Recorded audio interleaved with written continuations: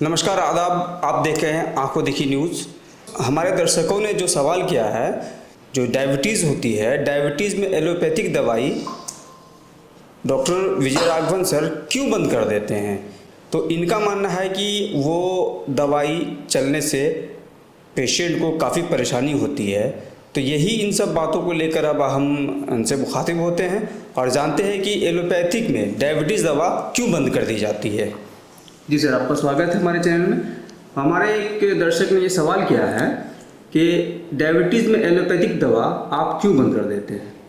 सबसे पहले तो हम आपको धन्यवाद देना चाहेंगे कि आपने ऐसी पहल की और लोगों को एजुकेट करने के लिए आप बहुत बड़ा काम कर रहे हैं। डायबिटीज़ के मामले में या और बाकी हेल्थ चैनल के मामले में मैं आपके चैनल को बहुत बहुत धन्यवाद देना चाहता हूं कि आपके तरफ से ये पहल की गई। और आपका जो प्रश्न है कि डायबिटीज़ की दवाई, तो डायबिटीज़ की दवाई आप हर एक जो डायबिटीज़ का मरीज है उसको पता है कि डायबिटीज़ की क्या दवा होती है। डायबिटीज़ की 2-3 दवा होती है, एक ग्लिमेप्राइड, एक मेटफॉर्मिन, एक सीताग्लिप्टिन और एक दो और दवाई है गिलिफ्लोजिन या इस टाइप का, और इसके बाद इंसुलिन। यही 4-5 दवाई है जो कि डायबिटीज़ के मरीज खाते हैं। तो मैं ये बताना चाह रहा हूँ कि ये सभी दवाई, जो भी दवाई मैंने बताया, ये सभी दवाई शरीर के अंदर इंसुलिन की मात्रा बढ़ाते हैं जी। और ये दवाई एक्चुअली में टाइप 1 डायबिटीज़ के लिए इफेक्टिव हो सकता है, क्योंकि उस डायबिटीज़ में इंसुलिन की मात्रा कम रहती है।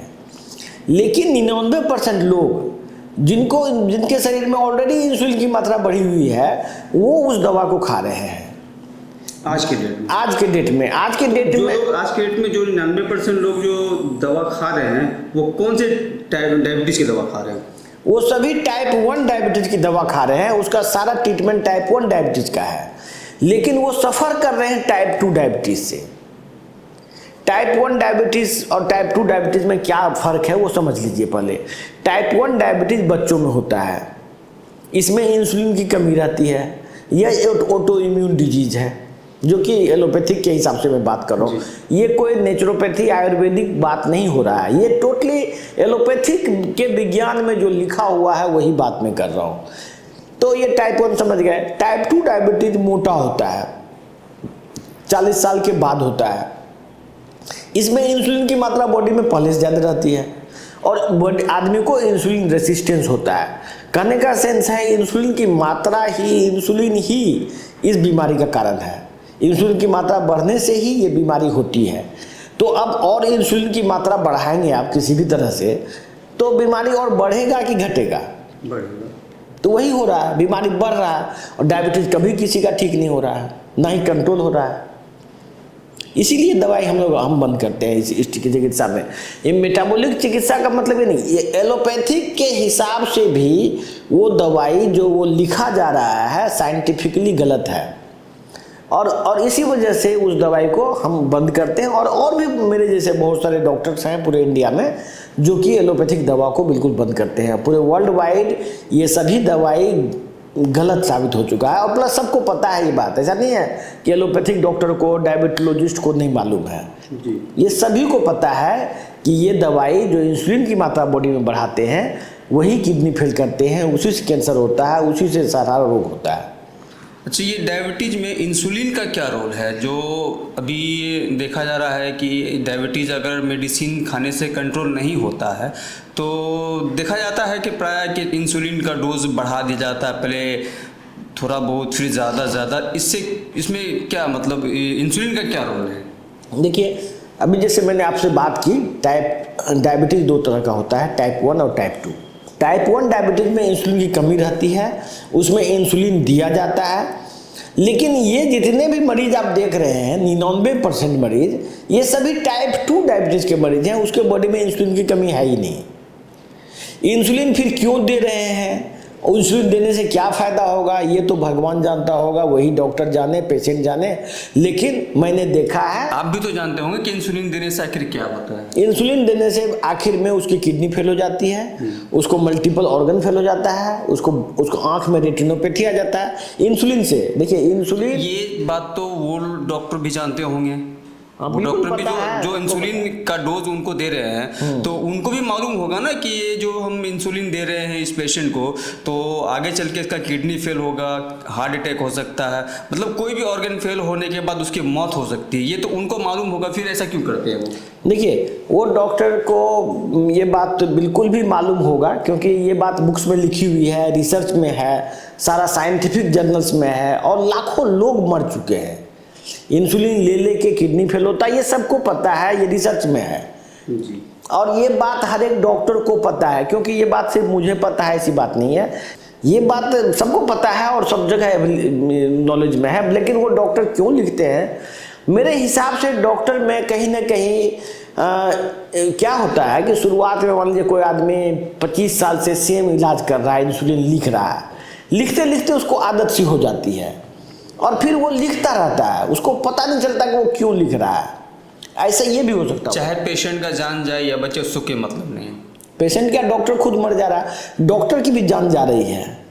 मैं थोड़ा अपने आप को करेक्ट करना चाहूँगा कि जो भी लोग इंसुलिन का इस्तेमाल लिखते हैं, जो भी डॉक्टर, उन सभी को भी डायबिटीज है, वो सभी डायबिटीज से सफ़र कर रहे हैं ऑलरेडी। सभी डॉक्टर जो खुद आपको इंसुलिन लिख रहे हैं या ये सब दवाई लिख रहे हैं, वो खुद भी वही दवा खा रहे हैं। तो इसका मेरा एक कहना है इसमें कि कहीं ना कहीं डॉक्टर्स में विज्ञान के प्रति कोई सेंसिटिविटी नहीं है। ये बहुत हैरानी की बात है कि डॉक्टर खुद ही अपने खिलाफ साजिश कर रहा है, अपने पेशेंट के खिलाफ साजिश कर रहा है। ये बुक्स में ऑलरेडी लिखा हुआ है कि जैसे ही आपका कोई ऑर्गन फेल हो जाए या ऑर्गन फेल्योर की शुरुआत हो जाए तो आपको सारे डायबिटीज़ के दवा को बंद करना है, इवन ग्लिमिप्राइड, मेटफॉर्मिन, सब सारा दवाई, क्योंकि ये सभी दवाई आपको और जल्दी से फास्ट स्पीड में किडनी फेल करेगा, रेटिनोपैथी करेगा, ये सब बीमारी करेगा। मतलब चिकित्सा के जगत में परिवर्तन करने में उनका कोई इंटरेस्ट नहीं है और प्लस करते करते उनकी आदत हो गई है, इसलिए वो कर रहे हैं। इसलिए वो करते क्योंकि बहुत सारे डॉक्टर्स हमारे सीनियर हैं, मैं उनको रिस्पेक्ट करता हूँ, इसीलिए मुझसे जो भी कभी कभी अब सब कुछ बात निकल जाती है जो उनको मेरी ये वीडियो देख के बुरा लग सकता है, तो मैं उसके लिए क्षमा प्रार्थी हूँ।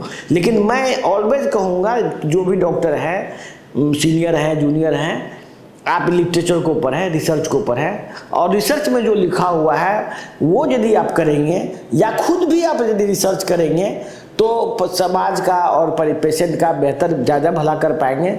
और ऐसे ही रैट रेस में चलना, अंधा हो जाना, बिल्कुल ये गलत बात है। इससे लोगों का बहुत हानि हुआ है और डॉक्टर्स का भी काफ़ी प्रतिष्ठा गिरी है और डॉक्टर की भी बहुत सारे कॉम्प्लिकेशन होते हैं। डॉक्टर का भी किडनी फेल होता है, डॉक्टर का भी घर द्वार बिक जाता है इलाज के चक्कर में।